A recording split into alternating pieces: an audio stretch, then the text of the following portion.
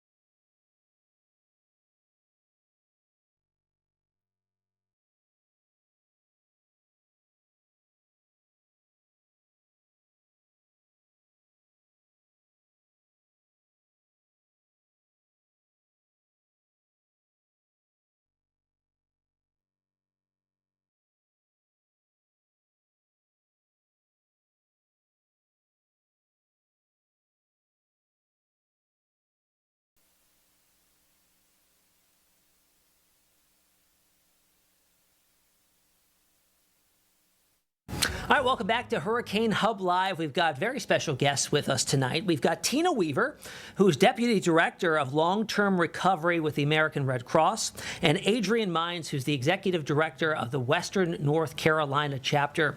Good evening to you both. Thank you so much for joining us tonight. Good evening. Thank you for having us. Now let's talk about the American Red Cross's immediate response to Hurricane Helene coming up on almost 2 years ago. Can you describe what that was like? It must have been an immense operation. Yeah, it was something that we have never experienced before as an organization, or like in our personal lives here in Western North Carolina. So on September 25th, we had our core leadership team arrive at our headquarters, which is located in Asheville, North Carolina. And we immediately found out that this was going to be a storm that we never have seen before, right? So as soon as the storm came through Asheville, North Carolina, we knew immediately, as the Red Cross organization, we had to respond and ensure that we had our mass care services covered, right? So what does that mean? We had to ensure that we had shelter staffing. We had to get transportation to the mega shelters that were standing up at the time.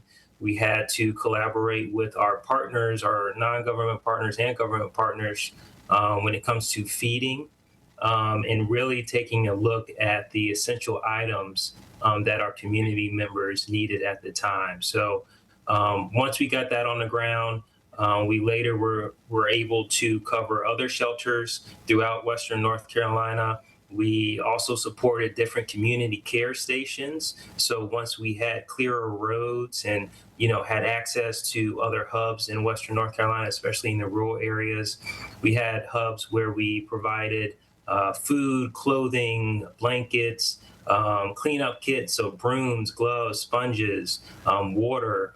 We had shower trailers. We had laundry units. We had bathrooms, basically where people can just come and kind of have a sense of familiarity as far as having the necessary things they needed at that time. Now, an operation that large doesn't come without its challenges. Can you talk a little bit about some of those that you ran into? Yeah, I think the biggest challenge was, communication. At first we had no connectivity. So that was a challenge. So we had to leave our headquarter office in Asheville.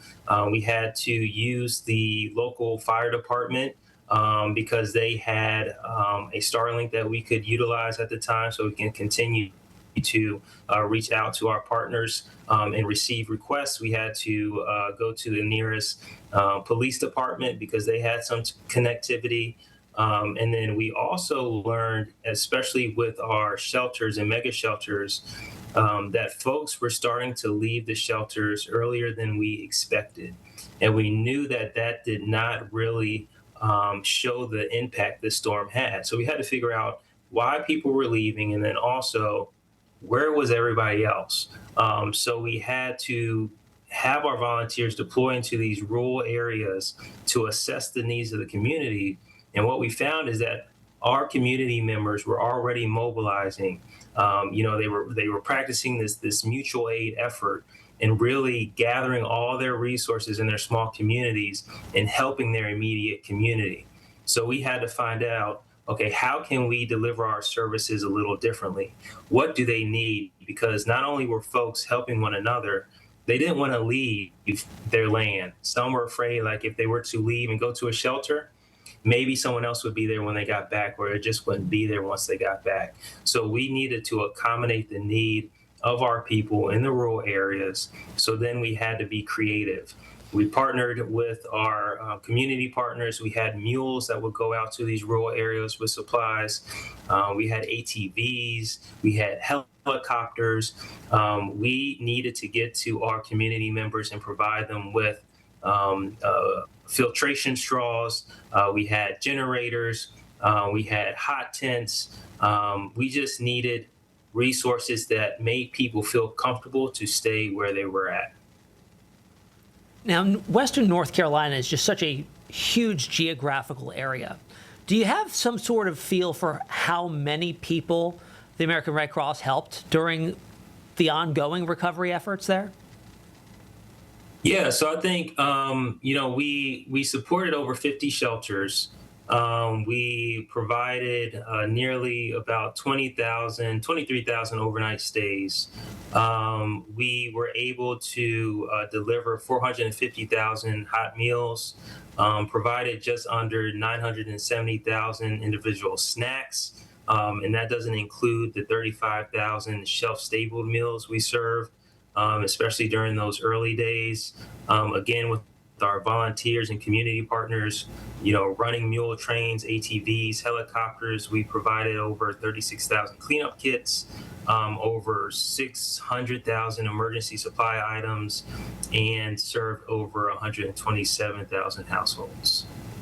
Just amazing work you all do. Now, Tina, I want to bring you in here. I've got a question for you. Coming up on 2 years now, in September, since Helene made landfall and moved up along the spine of the Appalachians, what does the recovery efforts look like now? Yeah. So within these large disasters, the recovery efforts are really spawned when resources are allowed. So we were able to come into a position because of the incredible generosity of our donors, in which it had allowed us to stand up our operation in a 3-year post-disaster. So we're coming up on 2 years, and we do anticipate on being here another year beyond that. With our local chapters, we will be here much longer, but our long-term recovery operation is that 3-year stint. And inside of that, because of those resources were allowed, we've been able to distribute $54 million in awarded grants to over 67 partners. These are LTRGs, disaster case management groups, repairs and rebuilds, food distribution, you name it. Where the need is, we are looking to fill it, and we are continuing to do so. Another component of that is our impact has continued in a way of individual assistance. To date, we have distributed over $7 million, reaching over 1,600 individuals through our expanded recovery assistance program. You know, this is all coupled in understanding that we've generated over 200 partners throughout this recovery to date, and understanding that there's still a lot more to do. We need to educate our communities so that we can be better prepared for the next disaster, and that education will span across floods, landslides, wildfires. What is really pertinent to our communities in understanding that we have to remain relevant in a state of readiness. Now, what does the transition look like, Tina, from the emergency assistance right at the onset of the disaster, the ongoing disaster, to long-term recovery for potentially years to come?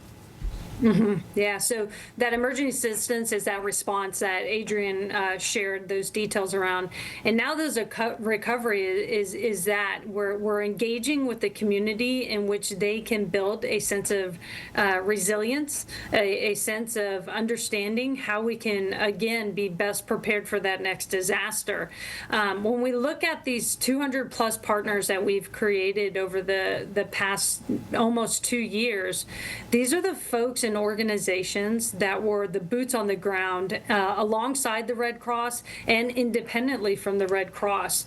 But creating those strings of connectivity has allowed us to really spawn an ecosystem of support and understanding that this is going to take several more years. We're grateful for the funding the state has just announced most recently, but understanding that this is going to take another 5 years for a full recovery. We look at our waterways, we look at our homes, we look at the trees on the ground. There is a tremendous amount of work to do. And for this being a 100-year storm for Western North Carolina and Northeastern Tennessee, this is something that we don't have a baseline to work from. So we're doing a lot by learning, but we're doing it in this ecosystem of support with all the partners we've generated over the past 2 years. Now, I want to pose this question to the both of you. With your experiences working with the emergency assistance and then the recovery, is there any stories that you can recall of like families you encountered or communities you engaged with that just resonates with you to this day? Yeah, I mean, I think we could have an entire just conversation around this. Adrian shared the countless lives that we've had the gratitude of being able to serve alongside and reach. But one story in particular is Miss Laurel. And Miss Laurel is up in our high country part of Western North Carolina. Miss Laurel's story is one of so many, but a tree dropped on her house, destroying it. And this was just 10 minutes before she was standing right in the line of the tree where it dropped on her home. Miss Laurel had nothing to do. She had nowhere to go. But the kindness of our community was able to give her an RV in which she was able to reside in for a period of time. Not but a year and months later did her home get rebuilt. And we're actually so excited because we'll be doing a ribbon cutting at Miss Laurel's here in the next week. But just to understand the gravity of it's taken over a year and a half for her to be displaced from her home, and understanding that this is not something that one organization was able to bring back to Miss Laurel, but it was a village of organizations that we are able to work alongside. And again, these stories are countless, but we are here to share like the stories of Miss Laurel's and so many others. And at the same time, there's so many that continue to struggle. So we definitely want to illuminate that the need is still there, the successes are there, but we're here to continue to create as much positive impact as we possibly can. That's a great story. Adrian, how about you? Do you have a story you'd like to share? Yeah, I think Tina's story is phenomenal. Like she mentioned, there's several others like that. I would just share just being on the ground and being in the shelters and seeing how resilient people can be. You always hear how disasters bring out the best of individuals, right? You really get a sense of what true mutual aid looks like. And it was just amazing to see that in person, seeing people come together in shelters who they never met before, right? But how can I help you? Hey, do you need a blanket? Hey, do you need a snack? I got some extra snacks over here. Especially when it comes to the kids, right? I have two young girls. So being in those shelters, seeing families with the young children, and just really witnessing the resiliency, how the parents were able to stay strong and positive, ensuring that their children felt comfortable.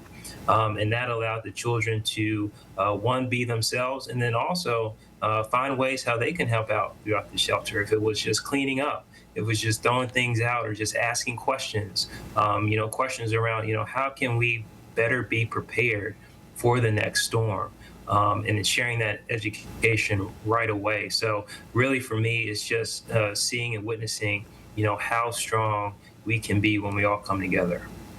A true example of neighbors helping neighbors.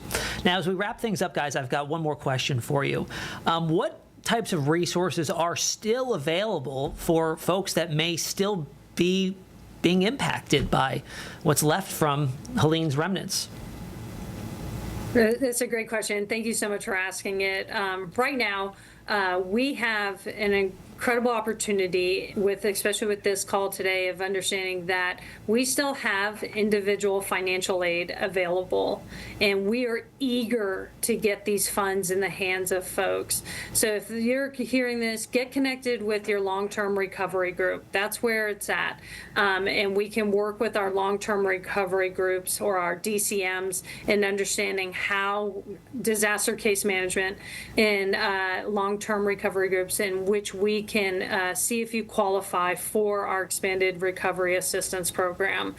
Additionally, beyond that, we do have a lot of preparedness education that we're working with various partners, and we would love to continue to do that. That's going to be a real focal point over the next 12 months, in which we can really expand and provide the right supplies and materials, but also that critical knowledge and understanding of what do you do in a flood? Where do you go to avoid a landslide? In our mountainous community, we need to understand these things. And then even on the horizon with wildfires and the lack of rain we've been having, it is very, very imminent in the future that we understand a disaster will be there. But if we can provide this level of education to individuals and families, we know that we're better positioned for the next disaster.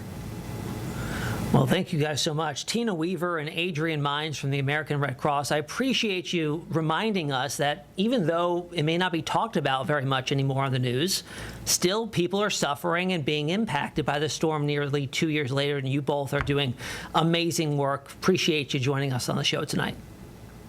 Thanks so much. Thank you for having us. All right, we'll be right back.